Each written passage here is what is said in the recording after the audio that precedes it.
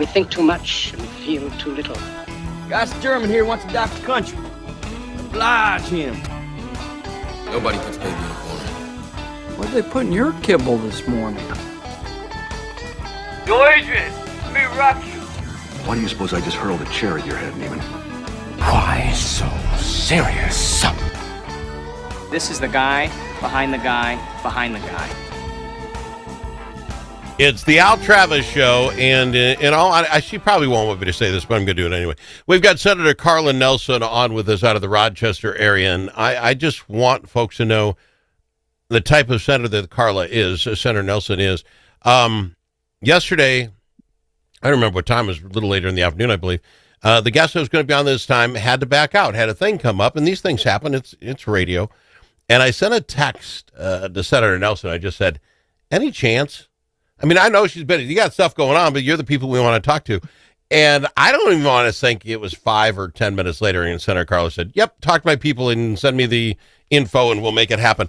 I thank you, Senator. Not everybody will do that, and I appreciate you for it. Well, thanks, Al. It's great to be with you. Well, and again, you're very busy and things are going on. Would you be willing to give me where Senator Nelson believes we sit today with whether this budget, when it's going to get done, if it's going to get done, when a special session is? And I lead with you. I know the governor is out of town in South Carolina and California, so it's obviously not this weekend. He's not going to be coming back to sign it this weekend. How close are we, Senator? Well, I'd say we're closer to the end of June than we originally thought. We had hoped, as the governor had said, leaders had said, we thought it'd be a quick special session shortly before or after Memorial Day. But I think when the Democrats started protesting, the agreement made by the leaders banging on the governor's door, protesting, I think that was a sign there was going to be a problem.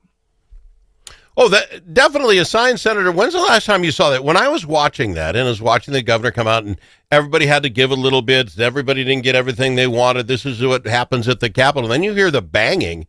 I'm not saying I thought it was you, but I really thought it would have been Republicans on the other side of that door. When they get outside, it's their own team that is having none of this. Have you ever seen anything like this? You've been in for a while. I've never seen the same side yelling at themselves and trying to break down a door. Well, I haven't either. This is my 17th legislative session, and there have been special sessions. Most of them have been with a divided legislature, so sometimes those special sessions happen, but nothing like this. I think part of the problem, Al, is that there's like really 3 caucuses in the Democrat caucus. In the Senate, you've got the Senate Democrats, you've got the Posse caucus, and you have the Democrat Socialists. And I mean, they are self-identified that way. Yeah. So I think there's just a lot of friction, at least in the Senate in that regard. And now the House being tied, and I'm not in the House, so I can't speak to it, but it doesn't seem that there's quite as much friction there. Yeah. But on that same side, let me just ask you this on the House side, because this is what's probably got me. The one thing, I mean, I know the budget will get done. It has to. I get that. But the one bill that I thought would have gotten done was Senator Gustafson's bill, which in the Senate got a 60-7 vote. Let's do this Office of Inspector General. When I look at my friends and we talk and the hundreds of millions of dollars that were, I want to say stolen, but it was so easily grifted from us that everybody wanted this, I thought. And it gets past the Senate 60-7, and then the House says on a party line vote, no, thank you. How is that possible? That was very strange. That was very strange. Actually, it's over $500 million that we are aware of fraud in our Minnesota taxpayer dollars use. So I don't know. I think they're using the excuse that, it had a $9 million fiscal note or cost to have these guardrails in place to make sure that hundreds of millions of dollars are not stolen from the taxpayers. So it didn't really make sense, like you said, especially when it was 67-0 in the Senate. There are many other ways to rein in this graft. I have some proposals that had great hearings last year, didn't get them this year, but and so have others. But, the OLA has been signaling for many reports now that there are shortcomings in our departments in their ability to rein in, to prevent, to detect fraud. And we could follow those legislative auditor recommendations in the first place.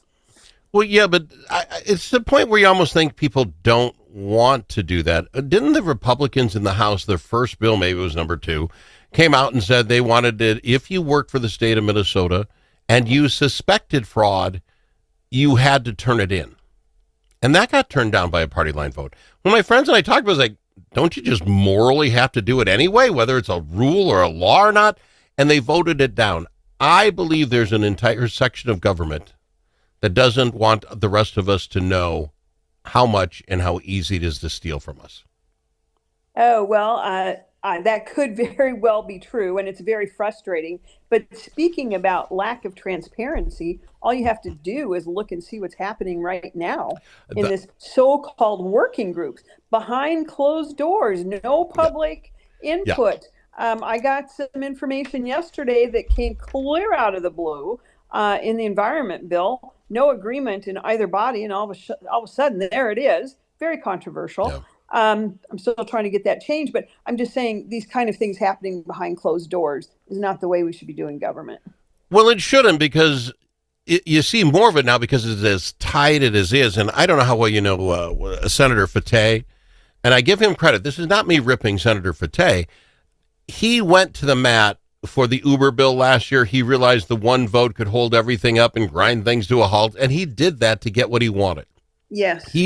He's one of those on that side of illegal immigrants getting health care in Minnesota. I believe you got to watch what a man does, and I believe if he thinks that's good for his people, and this is why I'm giving him credit, he will go to the mat on this. Will the Republicans stand up against it enough? Do we have that mental fortitude? He showed us he will. Well, I think Republicans do have that fortitude, and we've done that. We've shown that.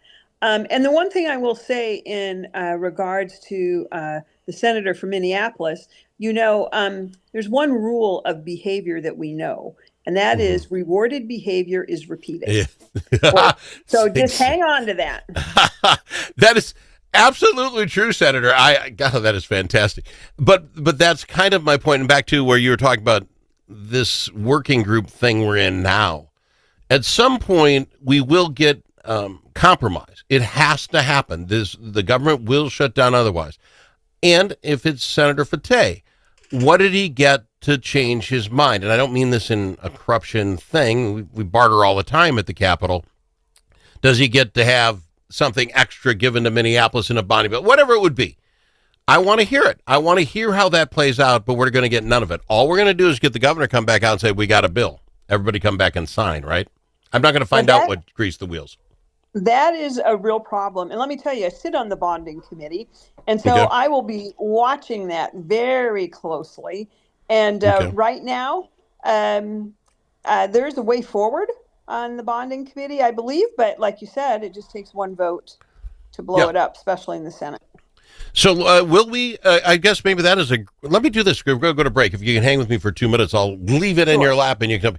On the other side of the break, all of this stuff is going on. And I know there's bonding work that has gone on, but no one has talked about it. Is it baked in? Is it, if you bring us back to settle our budget, then some people are going to say we want a bonding bill? Are we getting a bonding bill this year? Let's talk about it with Senator Carla Nelson right after this. All the special interests are represented in St. Paul, but who speaks for you? Center of the American Experiment does. Our policy fellows dig into the tough issues that matter to you and offer common sense solutions on education, taxes, crime, and energy. American Experiment is the trusted, nonpartisan voice of Minnesotans like you. We are working every day to make Minnesota a better, safer, more prosperous place. We are American Experiment. Go to americanexperiment.org to learn more. Dust from gravel roads and driveways does more than make your car dirty inside and out. It gets down into your lungs, and it's bad for your health. Now there's an environmentally friendly solution for your dust problems. It's called Dust Block. DustLock can control all your summer dust problems with just one application. Protect your vehicle and your lungs. Learn more at dustlock.com.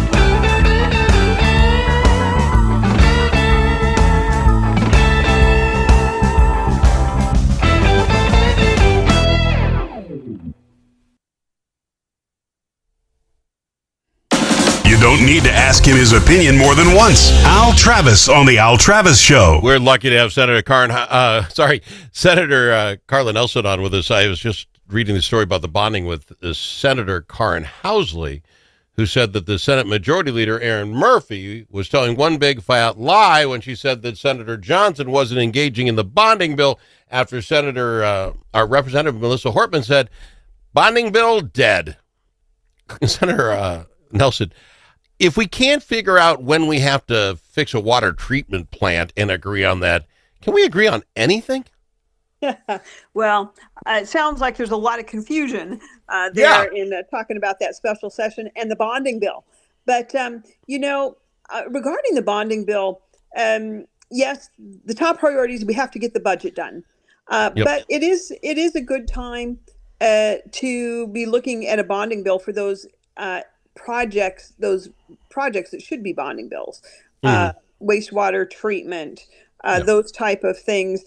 And of course, taking care of those state assets. And believe me, we own many of them. And just like your house, if it had a leak, the longer it goes, the more expensive it is to fix. So I get that. I do not believe that there is not engagement by the Senate Republicans in the bonding bill. We've been very engaged in the bonding bill. I've worked with Senator Housley, seen the potential things that are moving, certainly worked with Senator Pappas, the Democrat leading the bonding committee. And it seems like there's at least some agreement, perhaps, on the cost, on the size of a bonding bill, should there be one. I spoke with the governor when he was in Rochester a few weeks ago when we were celebrating the Destination Medical Center. And of course, the governor, the Senate, the Republicans in the House, I think the Democrats too, looking at maybe a $700 million bonding bill. Some think that's way too small. Some think, well, that doesn't include the projects that we need. But, I think the big thing is, one, what can our budget afford? So you got to get a budget first. Yep. And then, of course, those projects that are really rightfully bonding projects, things that the state's responsibility. So, hang on, there's a lot of work to do there. But as we've seen in the past, sometimes the budget work gets done and then there's a bonding bill that seems to come out of nowhere that suddenly has to get 60% in each chamber. So I would say the focus needs to be on the budget right now. Well, when you again, and you're absolutely correct, because it has to get done. I don't completely understand how it's in your Constitution that we have to get this thing done, but then when it doesn't, it's special session. How long can that last? I have no idea. There's no consequence, I guess, in the Constitution. But when you all do this work, and I presume in your neck of the woods, Rochester has things you'd like in a bonding bill, but when the House Majority Leader, Melissa Hortman, she's I don't know, air emeritus or whatever they call it, when she says it's dead, doesn't that bother you a little bit? I mean, it's like the work gets done and we're just going to kill it. We're not happy with that way people are playing games. It's a done deal. Well, she doesn't, first of all, she is not the Speaker of the House. Yeah. And secondly, she doesn't have that power, although leaders do have a lot of power over, their caucus members. But a lot of times, look, this is all negotiations. This is just setting things up. And one of the things I learned from the first governor I worked under, Governor Pawlenty, was the person who wants it the least has the most power in negotiations. Yeah. So just think about that. Yeah, that's a great point. Exactly what's happening here. Let me ask you this, because I presume it's not getting done today. So notices will be going out next week. There'll be people in your area, the people that you are the senator for, getting them. What do you tell them? Take it with a grain of salt. It's never nice to get the pink slip, but we will get this done by June 30th.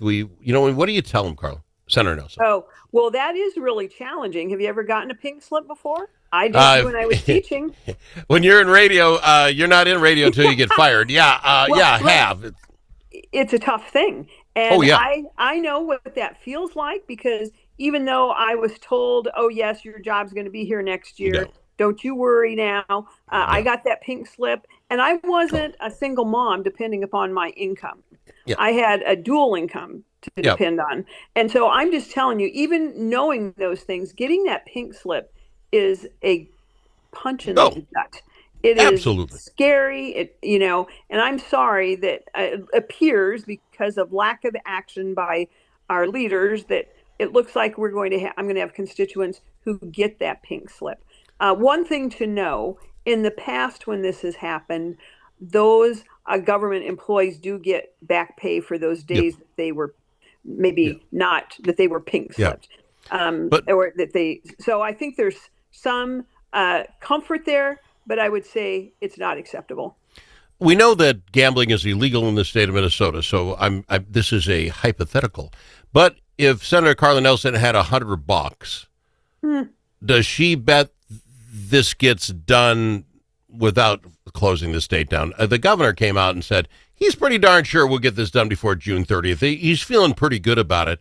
We've missed every deadline up till then. Would you put your $100 down, Senator, that it would get done, or it would not? Well, first I know of we all, don't bet in Minnesota. I've never gambled, so I'm not your best one about that. But what I would say is I do agree that we will get a budget by the end of June. We must, because the Supreme Court, when Governor Dayton had a government shutdown, and he set up a special paymaster in the Supreme Court to make sure that the prisons stayed secure. We still had state patrol on the highways. Now, the Supreme Court also very intelligently wrote in that agreement, or however they fulfilled that never again would this happen. Never again would the Minnesota Supreme Court step in and fill the role of the legislature. They were very concerned about that. And so I think we will get a budget deal. The question is, it's going to be late, I think. That means much less transparency. There's hardly any now. And it really comes down to 4 people in a room instead of 201 duly elected legislators and the governor. That's a challenge. I think that's wrong, and that's bad government. Can I just ask one last question for you, Senator, been here 17 years. What's the best positive that you've gotten maybe for your district or that you think has come out of this session? Because it's been weird. Not a whole lot's come out. When the session Okay. ended, we had 9 budget bills that weren't even finished yet.